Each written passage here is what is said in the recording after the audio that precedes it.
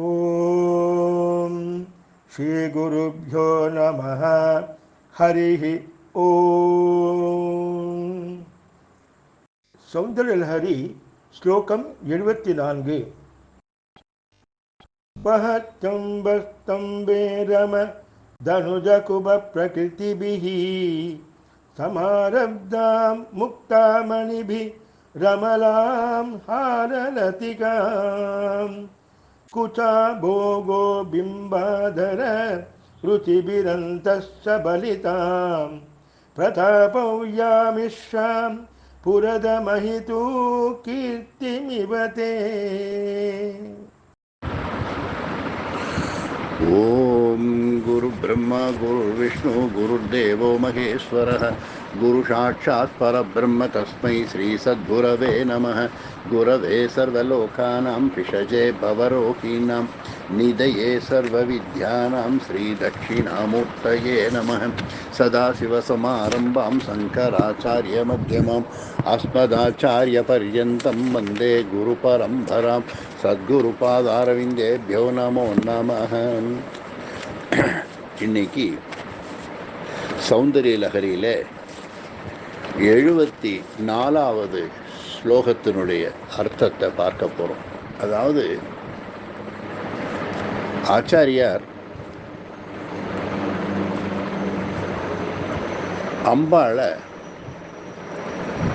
கேசாதி பாதம்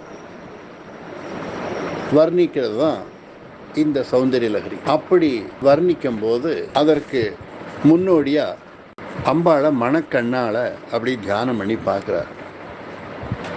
அம்பாள் எப்படி இருக்கா அப்படின்னா, சர்வ அலங்காரத்தோட சிம்மாசனத்தில் எல்லா தேவதைகளும் சூழ்ந்து நிற்கிறதுல தன்னுடைய தர்பாரில், அதாவது சிந்தாமணி கிரகத்தில் சிம்மாசனத்தில் அப்படி தோரணையாக உட்காண்டிருக்கா. அதுவும் அந்த பார்க்கும்போது எப்படி இருக்குது அப்படின்னா, சூரியன் உதிச்சு வரும்போது இருக்கக்கூடிய மாதிரி அப்படியே ஜொலிக்கிறா.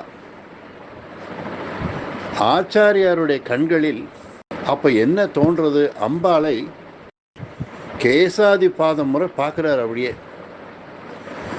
அம்பாளோட கழுத்தில் அவள் போட்டுருக்கிற அந்த முத்து மாலையானது கழுத்திலிருந்து அப்படியே அவள் மேலே மார்பு மேலாம் படர்ந்து அந்த இருக்க அந்த மணி மாலை, முத்து மாலை அவருக்கு தெரிகிறது.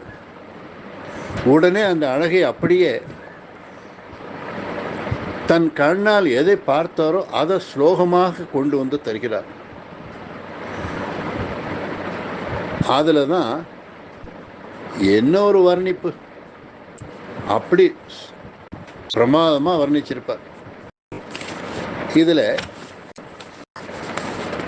இந்த இடத்துல 74வது ஸ்லோகத்தில் அந்த வர்ணிப்பு இருக்கு.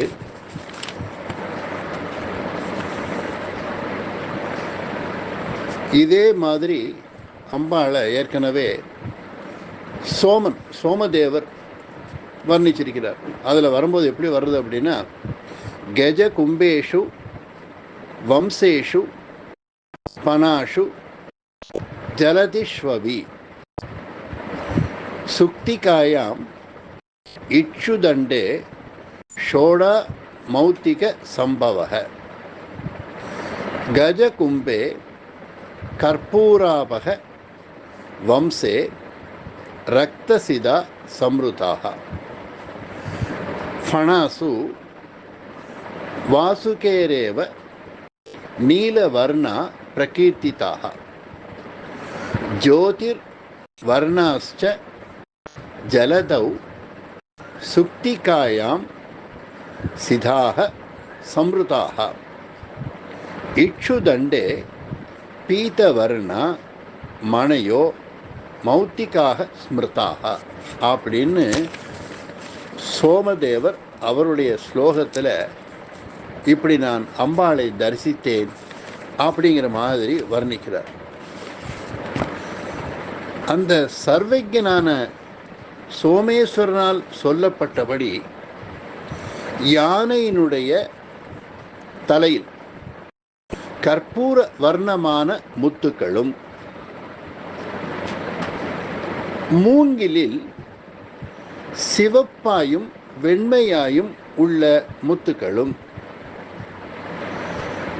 சர்ப்பத்தினுடைய படத்தில் பாம்பு படம் எடுக்கும் பொழுது அதில் கருப்பான முத்துக்களும், சமுத்திரத்தில் ஜோதியை போல் பிரகாசிக்கக்கூடிய முத்துக்களும், சுக்திகையில் வெளுப்பான முத்துக்களும், கரும்பின் நடுவில் மஞ்சளான முத்துக்களும் விளைகின்றன அப்படின்னு சொல்றார். ஆக இந்த இடத்துல கஜாசுரனும் யானையை போல் உருவமுள்ளதினால் கஜாசுரனுடைய தலையிலிருந்து உற்பத்தியான கற்பூரத்தை போன்று பிரகாசிக்கக்கூடிய சுத்த வெண்மையாக உள்ள வர்ண முத்துக்களை என்ன செய்கிறார்? மகாகணபதி கஜாசுரனை கொன்று அந்த முத்துக்களை எடுத்து ஒரு மாலையாக கோர்த்து அதை எடுத்து கொண்டு வந்து தன்னுடைய வெற்றியின் பிரதாபத்தை அம்பிகையின் பாதங்களில் சமர்ப்பிக்கும் போது இந்த முத்துக்களோடு அம்பிகையின் பாதத்தில் சமர்ப்பிக்கிறார். அநேக சரங்களாக தொடுக்கப்பட்டு தன் தாயாரான பரதேவதையிடம் மகாகணபதி நமஸ்கார பூர்வமாக கொடுத்தது அந்த முத்துச்சரம். தேவியும் மிகுந்த சந்தோஷத்துடன் தனது புத்திரனால் மகனால் கொடுக்கப்பட்ட முத்து மாலை சரத்தை தன்னுடைய மார்பில் தரித்துக் கொண்டிருக்கின்றாள். அது மிகவும் களங்கமற்றதுமான நிர்மலமான வர்ணம் உள்ளது ஆகையால் வெண்மையாக பிரகாசிக்கின்றது. எந்த குற்றம் குறை இல்லாததனால் மட்டுமே வெண்மையாக பிரகாசிக்க முடியும். பரதேவதையினுடைய உதடுகள் கோவைப்பழம் போல் இயற்கையிலேயே சிவர்ந்திருப்பதனால் அவளுடைய மார்பில் தரித்திருக்கும் அந்த வெண்மையான முத்து மாலைகளில் தேவியின் உதட்டில் உள்ள சிவப்பு வர்ணம் பிரதிபலிக்கிறது. சிவப்பும் வெண்மையும் கலந்த சித்திர வர்ணமான முத்துக்களால் கட்டப்பட்ட மாலையோ என்று தோன்றும்படியாக இருக்கின்றதாம். திரிபுராசுரனை சம்ஹாரம் செய்த பரமேஸ்வரனுடைய புகழோ என்று தோன்றுகிறது அப்படிங்கிறார். அதாவது புகழ் சுத்த வெண்மையாக வர்ணிக்கிற வழக்கம் கவிதைகளில் உண்டு. கவிதாச்சாரியர்கள் அப்படித்தான் வர்ணிப்பார்கள். திரிபுராசுரனை கொல்வதற்காக பரமேஸ்வரன் எடுத்துக்கொண்ட பராக்கிரமம் கோபத்தால் ஏற்பட்டதினால் கோபத்தை வீரத்தை எப்பொழுதும் சிவப்பாகவே வர்ணிப்பார்கள். ஆக சிவப்பான பிரதாபத்தோடு கூடிய வெளுப்பான வெண்மையான தன்னுடைய கணவனான திரிபுரா சம்ஹார மூர்த்தியின் புகழை தன் மாலையாக கட்டி ஜெகதீஸ்வரியான பரதேவதை தன்னுடைய மார்பில் அணிந்திருக்கிறாளோ என்று தோன்றுகிறது அப்படின்னு இந்த இடத்துல அந்த கற்பனையை கொண்டு வரார். ஜெகதீஸ்வரி விராட் ஸ்வரூபிணி. அதனால் விராட் என்று சொல்லப்படுகின்ற உலகம் முழுவதையும் திரிபுராசுரனை கொன்ற பரமேஸ்வரனுடைய புகழும் பெருமையும் வியாபித்திருக்கின்றது என்று தெரிகின்றது. இவ்விதம் தேவியினுடைய ஸ்வரூபத்தை தியானம் செய்கிறவர்களுடைய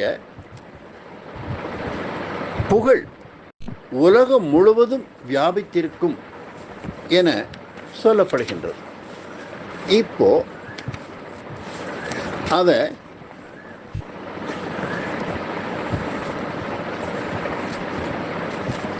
கஜாசுரன் என்பவன் யானையைப் போல் உருவமுள்ளவன்.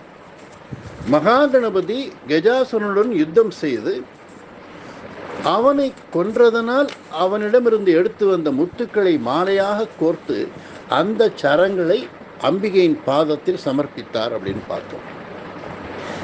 இதையே இங்கே ஒரு தமிழ் கவிதை எழுதக்கூடிய ஒரு அம்மையார், அதாவது லக்ஷ்மி ஹாலாஸ்யம் அப்படின்னு பேர், ரொம்ப அழகாக இந்த சௌந்தர்ய லஹரியில் வரக்கூடிய அந்த விஷயத்தை தமிழில் ரொம்ப அழகாக கொடுக்குறார். எப்படின்னு பார்த்தா, முத்துக்கள் பவழங்கள் வைரங்கள் இழைத்திட்ட திவ்ய மகாரத்னஹாரங்களுடையாய் அப்படின்னு கொண்டு வர்றார். ரொம்ப அழகாக அந்த வார்த்தையை அவ்வளோ அழகாக அந்த அம்மா தமிழில் மொழிபெயர்த்து கவிதைகளாக இயற்றி கொடுத்திருக்கிறார்கள். அடுத்து இதே விஷயத்தை லலிதா சஹஸ்ரநாமத்தில் பார்க்கும்போது, ரத்ன கைவேய சிந்தாக லோல முக்தா பலான்விதா அப்படின்னு லலிதா சஹஸ்ரநாமத்திலையும் அந்த நாமா வர்றது. அடுத்து இதே விஷயத்தை நம்ம அபிராமி பட்டர் தன்னுடைய 62வது அபிராமி அந்தாதியில் சொல்லும்போது, தங்கச்சிலை கொண்டு தானவர் முப்புறம் சாய்த்து மத வெங்கட்கரியுரி போர்த்த செஞ்சேவகன் மெய் அடைய கொங்கை குறும்பை குறியிட்ட நாயகி கோகனகச் செங்கை கரும்பும் மலரும் எப்போதும் என் சிந்தையதே அப்படிங்கிறார். இந்த பாட்டில் முப்புறங்களை அழித்து பகையாகி வந்த யானையை வென்று அதன் தோலை உரித்து போர்த்து நின்ற உண்மை வீரராகிய சிவபெருமானின் உடம்பில் தன்னுடைய மார்பின் அடையாளம் பதிய நின்ற சதுரப்பாளுடைய அம்மையும், அம்மையின் கையில் விளங்கும் கரும்பு வில்லும் மலர் அம்புகளும் என்னுடைய உள்ளத்தை விட்டு எப்போதும் அகலாது அப்படிங்கிறார். மேரு மலையாகிய வில்லை கொண்டு அசுரர்களின் முப்புறத்தை எரித்து சிவந்த கண்களையுடைய மத யானையின் தோலையை அணிந்து கொண்டிருக்கும் பராக்கிரமசாலியாக சிவபெருமானின் பொன்மேனியில் குறும்பை போன்ற தனது திருத்தலங்களின் திருமுத்திரையை பதித்த நாயகியே, உனது தாமரை மலர் போன்ற சிவந்த கரங்களில் உள்ள கரும்பு வில்லும் மலர் அம்புகளும் எப்போதும் என் செந்தையுள்ளே நிறைந்திருக்கட்டும் அப்படிங்கிறார். இந்த இடத்துல தங்கச்சிலை அப்படிங்கிறது மேருமலை இமயமலையை குறிக்கும். கோகனகம் அப்படிங்கிறது தாமரையை குறிக்கும். முதலில் இது கோகம் என்னும் நதியில் தோன்றியதால் ஆழ்ந்த பக்தியின் அறிகுறி நிலையை இது குறிப்பதாகும். ஆக இப்படி ஒரே விஷயத்தை ஒவ்வொருவரும் மிக அழகாக வர்ணித்திருக்கின்றார்கள். ஆக இந்த பாட்டில் அம்பிகை தன்னுடைய மார்பில் அணிந்திருக்கின்ற முத்து மாலையினுடைய அழகை பற்றி ஆச்சாரியார் மிக அழகாக இதிலே விவரித்திருக்கின்றார். இன்னும் அடுத்த பாடல்களில் அடுத்த ஸ்லோகங்களில் வரக்கூடிய அர்த்தங்களையும் இன்னும் நாம் போக போக பார்க்கலாம். ஓம் பூர்ணமத பூர்ணமிதம் பூர்ணாத் பூர்ணமுதஸ்யதே பூர்ணஸ்ய பூர்ணம் ஆதாய பூர்ணமேவாவசிஷ்யதே. ஓம் சாந்தி சாந்தி சாந்தி. ஹரி ஓம்.